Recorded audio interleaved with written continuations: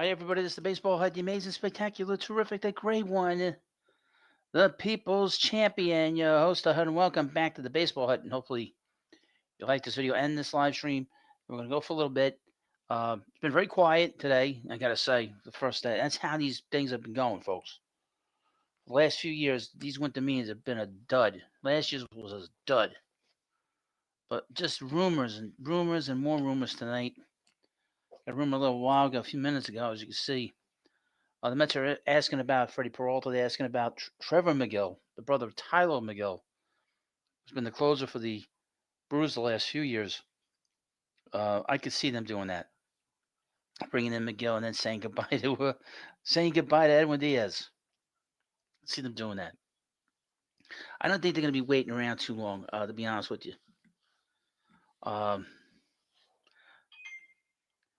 what's up, Hud? What do you think if you had to guess?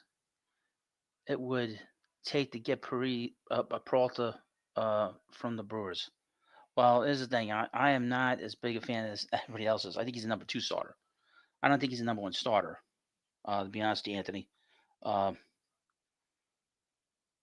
you know, so I'm not. I'm not sure. I don't think it would be as much as for Schoolboy. I think you'd have to give up at least one of um, Sproat or Stong. It wouldn't be both of them. Probably one of the infielders. Probably a guy like Acuna because of the fact that he's such a great defensive player. They love that defense there. Um, Probably Ryan Clifford, something like that, a package like that. Uh, in my view, he's not a number one starter, so you're not giving up Sprout and Tong and whatever else. Jet Williams, you know, they'd want somebody that's.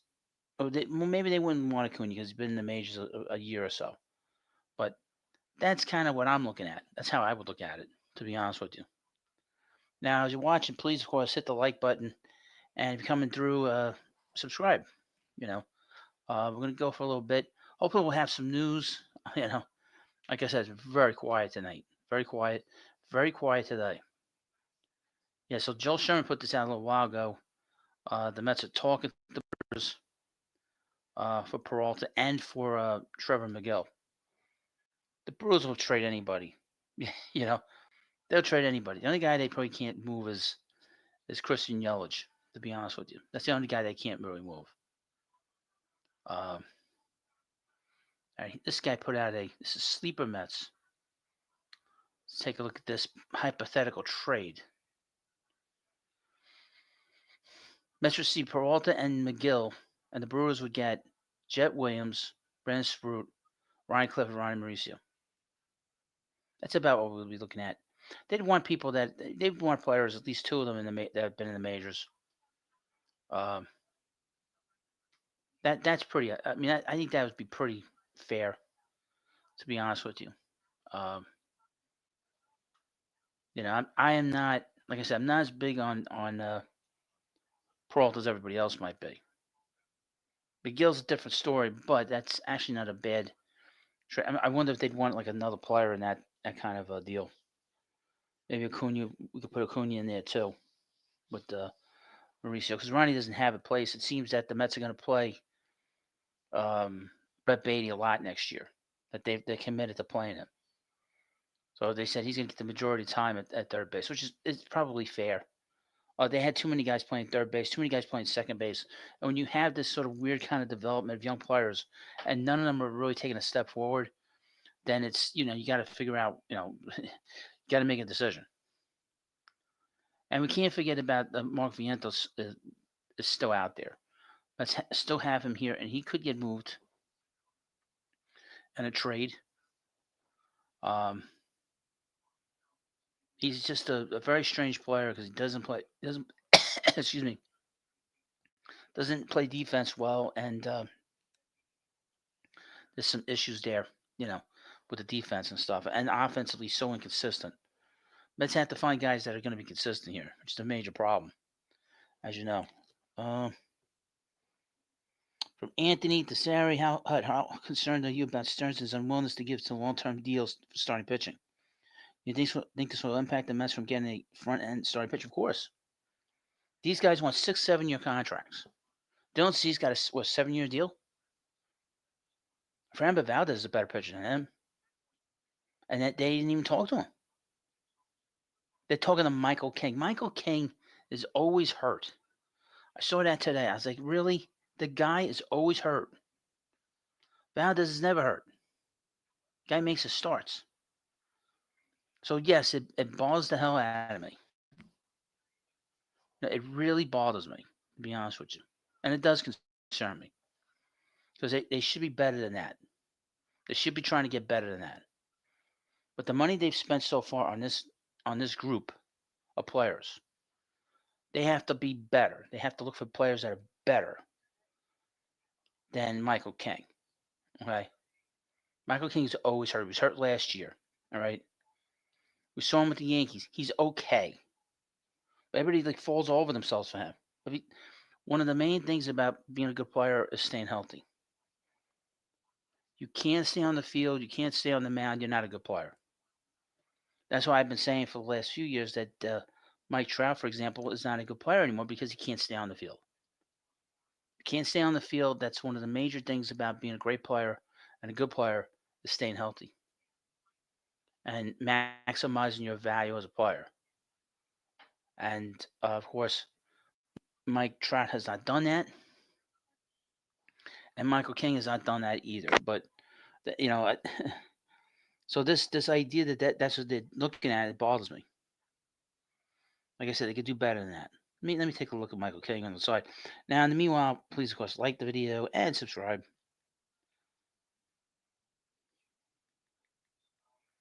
How's everybody doing tonight? I was on a little while ago. Nothing happened a little while ago. So let's take a look at Michael. Michael King is 30 years old. He's 31 and 29 in his career. He pitched for quite a few years, 5 years with the Yankees. With an ERA of 3.38 over that time. Was out of the Yankee bullpen for 115 games, 19 starts. Had 7 saves at that bullpen. The last 2 years he's been with the Padres. He's 18 and 12. He made all of his starts 2 years ago. It was in 2024, but pitched only 15 games in 2025. Like I said, I know him from the Yankees. The guy's always hurt.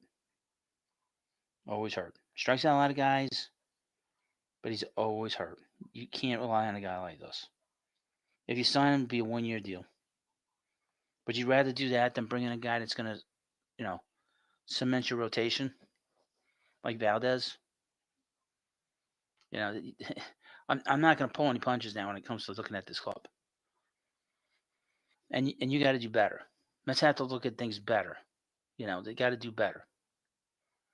And bringing in a Michael King is not doing better.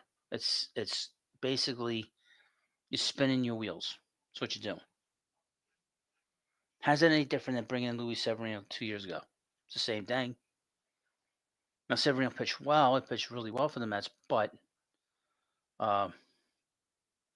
it's just it doesn't feel right to me. It really doesn't. Be honest with you.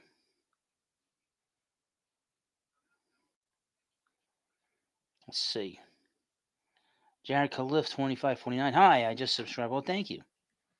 Thank you very much. Hope you enjoy the channel. Enjoy your time here. Just understand, I could be a little grumpy. Could be a little grumpy here at the baseball hut.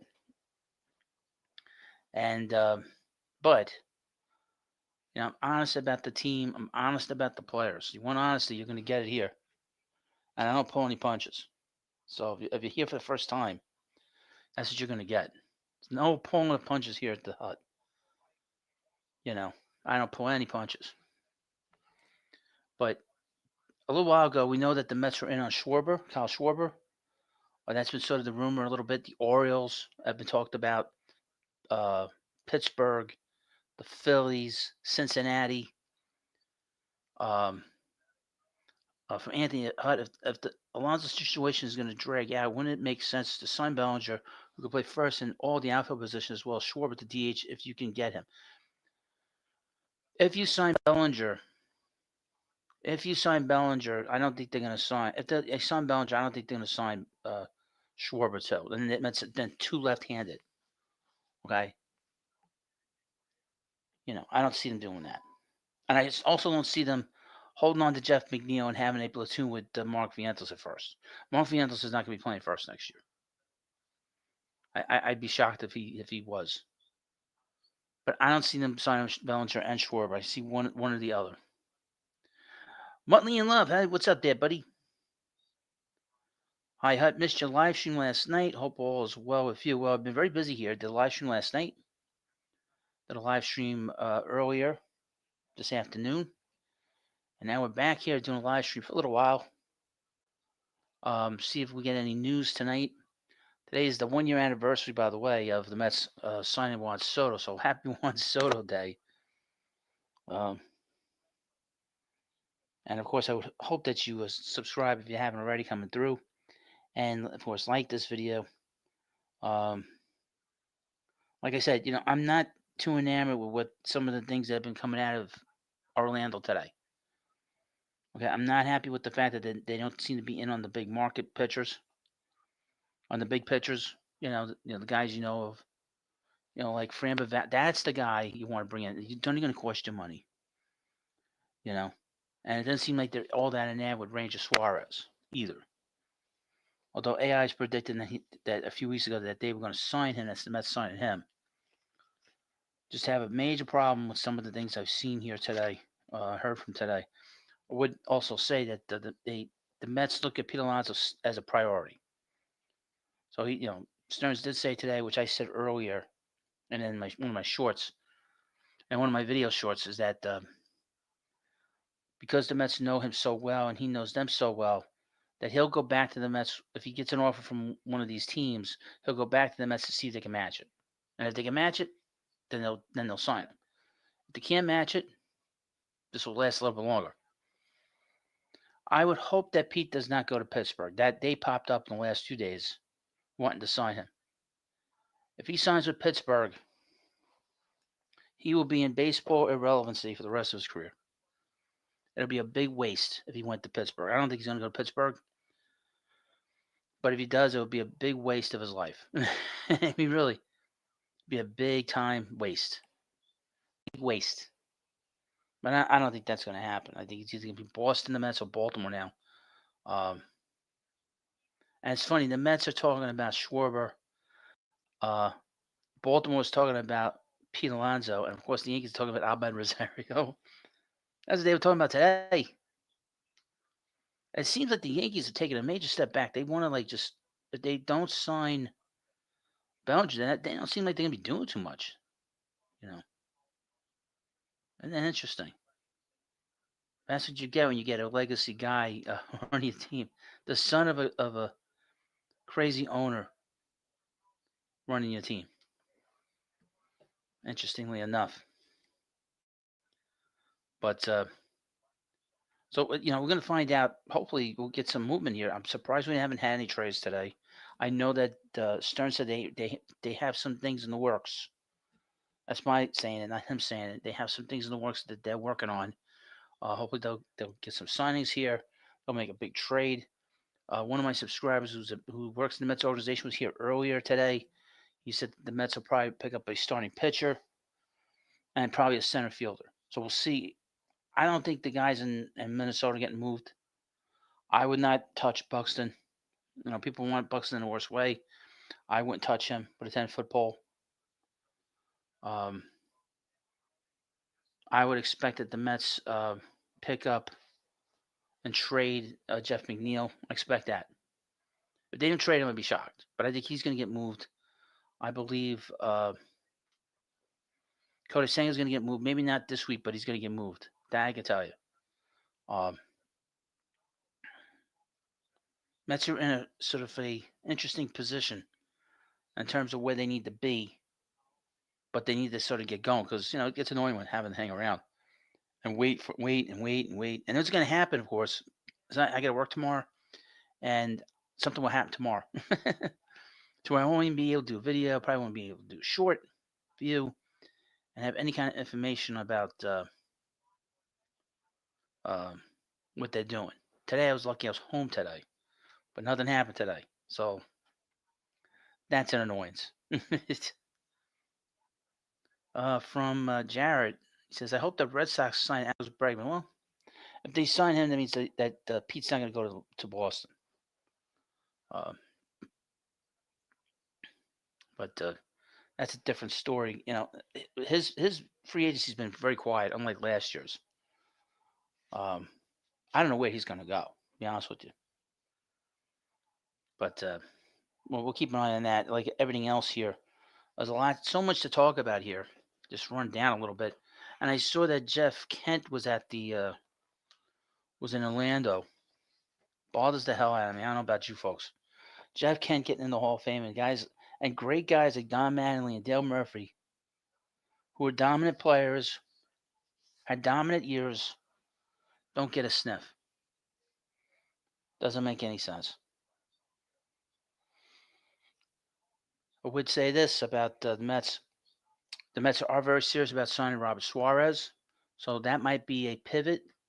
I mean, they're looking at different pivots. Keep an eye on the fact that, and keep it in mind that the Mets have played poorly as a group, consistently up and down. Um, that's the consistency of this group is being bad, being really, really bad, and being really, really good.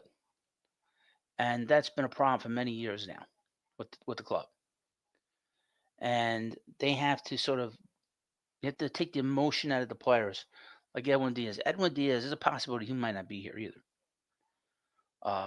The Mets are not going to go to a fifth year with him. They may go to a fourth year, give an option on a fourth year, but they're not going to go past 3 years as a solid contract. They didn't do that with Devin Williams. Okay. And I don't think they're going to do that for a player that's older than Williams is. Okay. So I could see them bringing in Robert Suarez, who's been a lot of talk about him tonight. I wonder how aggressive the Mets are going to be when it comes to this bullpen. Because they bring in Robert Suarez, Edwin Diaz is done here, and that means Suarez is gonna be the closer here, which I wouldn't have a problem with. He saved 40 games with the Padres, but he had not pitched in a big market. A lot of guys that pitch in that bullpen in San Diego, they tend to struggle outside of that bubble.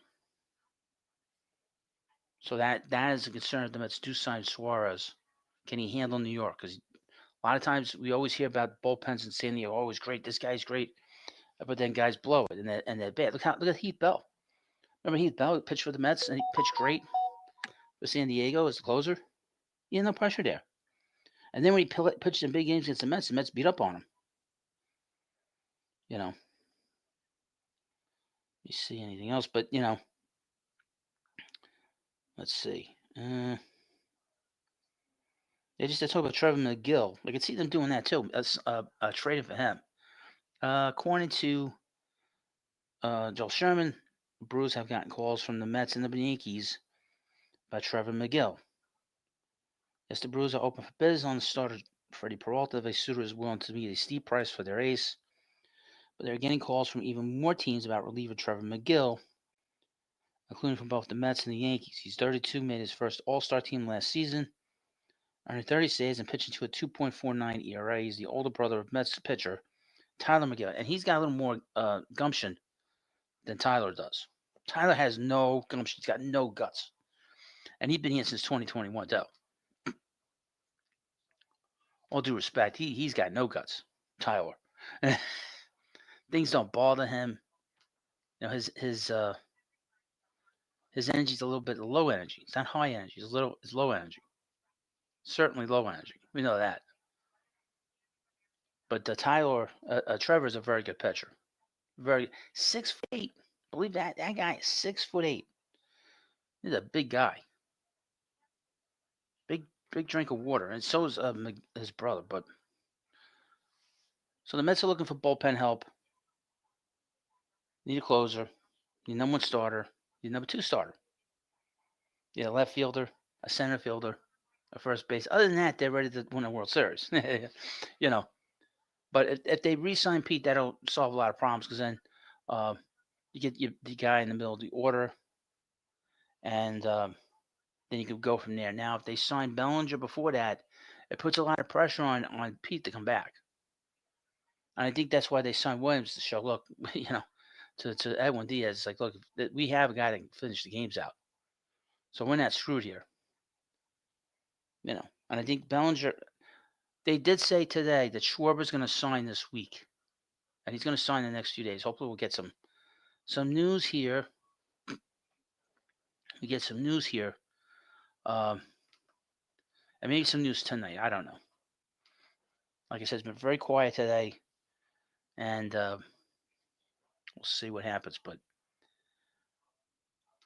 I know a lot of people complain. We need to have like a period, a signing period, for Major League Baseball. No, baseball is different than football. Football's in the middle of the summer. There's nothing really to do in the wintertime. you know, um, so I don't have a problem with that. Now I wouldn't also say, Mets need a lot of help in this rotation. So look at this rotation. They got Cody Senga, Clay Holmes, Shaw Mania, Nolan McLean, Jonah Tong, and Brandon Sproat. So a lot of question marks. And David Peterson. You have two guys in that rotation that aren't question marks. Peterson and Nolan McLean. But Nolan McLean comes with an asterisk because of the fact that he's a young pitcher. So the Mets have some issues here with the rotation. That's why I think it's so important for them to bring in a guy like Framber Valdez at this point, because you can't keep doing the same things over and over and over again and think you're going to get a different result. You have to have an ace in your rotation. Even if the guy is hurt, if you bring him back late in the season or in the postseason, you got a shot. Look at Yamamoto, who the Mets tried to get a few years ago, and how big he was in the postseason for the Dodgers this past year. He was their best pitcher. He's the reason why they won the World Series. Kept them in games, won big games. Just did a great job, But you can't keep doing the same things over and over with this Mets club. You need an ace in this rotation. You need it. And I think it's unfair to expect that Nolan McLean is going to be that. And you're a big market team. There's no reason the Mets shouldn't be signing the big free agents. Defer the money. They deferred the money with Devin Williams. Defer the money. They did that with JD Martinez. They defer the money. The Dodgers defer the money. The Mets should defer the money, especially with what we're going to be facing next year with a possible lockout and salary cap and everything else. Which is a big reason why I started the baseball at 3, as an aside, because I'm concerned that I might be losing a lot of revenue next year at this time. So that's why I started that other channel. And if you like what I do here, I think most of you do, I'll put the link in the description, in the chat, for the Baseball Hut 3. And it's doing really well. I'm shocked how well it's done. Where is it? So please go in and subscribe. I'll put it in the chat. And hopefully you like it. And we talk about the media in there. WFN's been very popular the last week. Channel's basically doubled in size or tripled in size since I started it a month ago. Well, I started a month ago. I was just didn't know where I was going to go with that. But 121 subs so far is pretty damn good. But yeah, so tomorrow we're going to have the draft lottery. The Mets, I have the 14th pick right now. They could get the number 1 pick, but don't bet on it. That's not going to happen. And then on Wednesday we got the Rule 5 draft. So we're running out of time in terms of, if we don't have anything tonight, then we got all day tomorrow. If nothing tomorrow, that's it. Now the winter meetings used to go to Thursday. They don't do that anymore. They go to Wednesday now. So it's a little bit. It's not as many chances to do videos and talk about what's going on with the Mets and everything going on in Major League Baseball. Let me see if anything going on, because I might end the stream a little early because of the fact that it's quiet here. Let's say. But it seems to be very quiet tonight. Let's see. Yeah, I'm going to end the stream now because it's actually quite quiet. And I was here earlier tonight. And But I'll be back if there's a trade between now and 11 o'clock. I'll be doing a video. I'll be on camera. We'll do a video, and we'll see what happens. There's really nothing to talk about right now. Unfortunately, unfortunately for all of us Met fans, it's quiet right now, and quiet for everybody else in Major League Baseball. Well, thank you for watching this live stream. We'll be back again tomorrow night live from the hut around the same time as tonight. I'll be live pretty much all week. So thanks for coming by just a little bit. And I'll be back tomorrow. And hopefully we'll have some moves. We'll have stuff to really digest and talk about. I don't want to keep repeating myself to you folks. So that's the one thing that concerns me is I don't want to keep, blabbing about it. But thank you for watching. Have a good night. I'll see you later. Hope we'll have a trade. Hope we'll have some more rumors. If we have any rumors before now, when I go to bed at 11, I'll post in the short, and and that's it. So, and I'll see you later, and have a good night. And let's go Mets.